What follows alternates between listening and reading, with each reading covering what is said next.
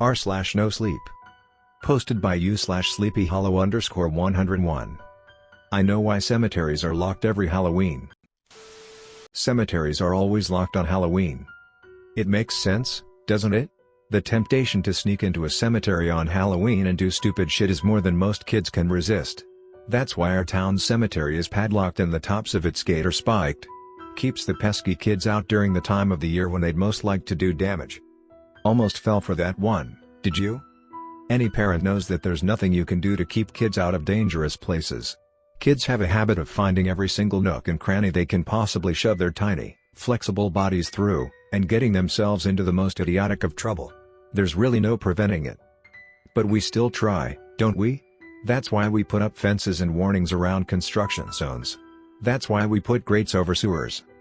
And that's why we lock cemeteries on Halloween. And, true to form, some idiot kid will sneak in on Halloween, anyway. Maybe they'll spray some shitty graffiti over some poor bastard's grave. Maybe they're some edgy wannabes, trying to hold seances with electric candles. Or maybe they're just curious and have never heard the old adage about the cat. I was among the latter. I'll keep my introductions brief and to the point. My name is Samuel, Sammy for short. I grew up in Little Ford, Minnesota, a small city without too much to do or see. My best friend was a girl named Anna Thompson, who lived kitty corner from me. She and I were 13 years old when we broke into Greenwood Cemetery. There was no reason for it, really. It was Halloween and we were bored. Too young for parties, too old for trick-or-treating. Our parents had gone to some gathering at City Hall and we were left to our own devices. They assumed we'd spend the night watching horror movies in Mr. and Mrs. Thompson's living room. It was on a whim that we changed plans and did something we knew could get us into serious trouble. That, of course, was most of the appeal. So, we grabbed a few flashlights along with our coats and headed down the road. The cemetery was only a few blocks away, its presence marked by the high spikes of its wrought iron gate. It glowed in the pale moonlight like a warning, but neither of us paid any attention to it. It was actually pretty easy to scale the fence, so long as we were careful up at the top. It took about 10 minutes for both of us to drop down into the cemetery. We stood on its outskirts, our view mostly obscured by the giant trees that lined the cemetery boundaries. "Now what?" asked Anna, just a little out of breath. She never could keep up with me. I shrugged. I hadn't really thought that far ahead. "Let's walk around, see if we find anything interesting. Maybe there were some other kids messing around out there." I secretly thought it would be fun to play hide-and-go-seek in the darkness of the cemetery. At least, as long as the other kids didn't think it was stupid. So we weaved our way through the trees, relying on our flashlights to see a few scant feet in front of us as a cloud passed over the moon and left us shrouded in darkness. We had managed to stumble our way through the trees for about 20 minutes or so when, suddenly, Anna stopped and held her breath. "Listen," she hissed, grabbing my arm so hard that it hurt. "Do you hear that?" At first, I didn't hear anything but the rustling of leaves in the wind. I was about to say so when another sound crept into my ears, barely perceptible but they're all the same. It was impossible to distinguish what it might be, but my curiosity was piqued. "Let's go," I said, sliding her grip down to my hand. Truth is, I'd always found Anna pretty, with her wavy blonde hair and green eyes. I was glad she couldn't see me blush in the dark. We walked towards the sound, or at least where we thought it might be coming from. It was so quiet, it was hard to tell. However, the longer we walked, the louder it got. As the sound became more distinct, we both realized that it was agony. It was a cacophony of moaning and crying and maybe even a little begging.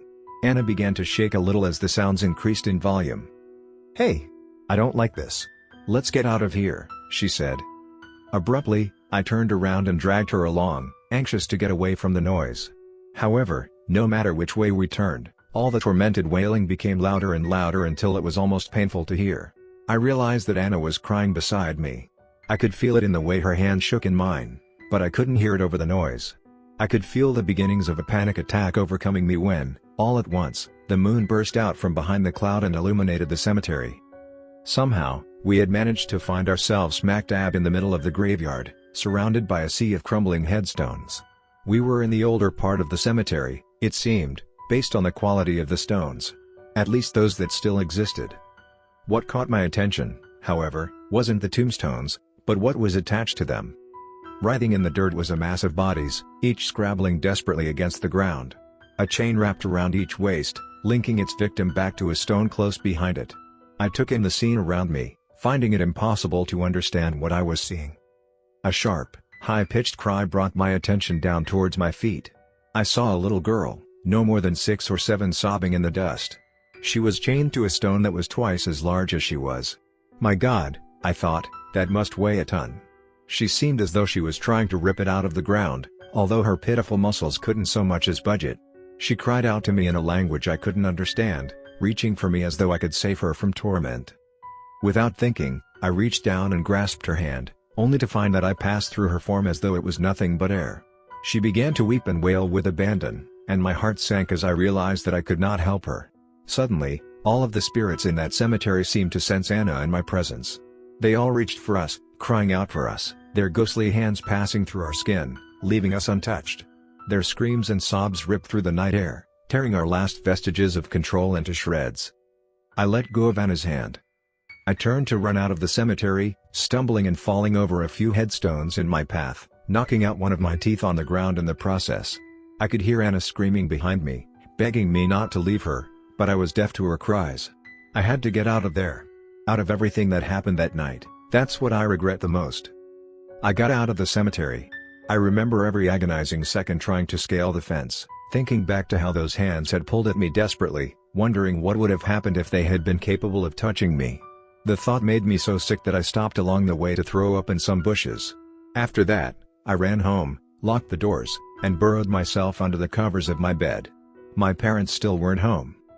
I don't know what happened to Anna that night in the cemetery. She must have gotten out and back home before her parents knew she was gone, because neither one of us was caught. But she wasn't the same after that. She never spoke to me again, of course, a treatment that I fully deserved. Her parents must have noticed the melancholy that had descended over her, as well, because they moved a few months later, probably hoping a change of scenery would bring her back to them. I wonder if it did. I'm too afraid to go looking for that answer. I looked for the other answers, instead. When I was 15, I went back to that cemetery once more, by the light of day this time.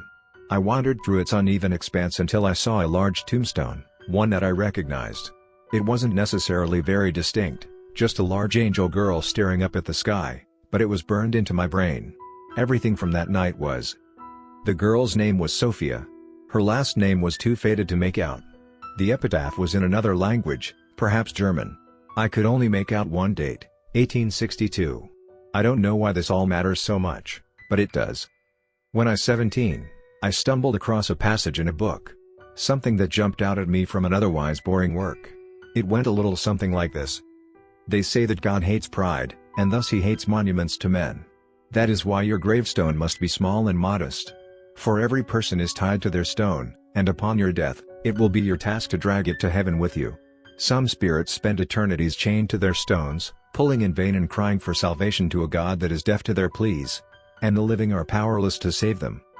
At that last line, my mind flashed back to Sophia, reaching out to me in desperation.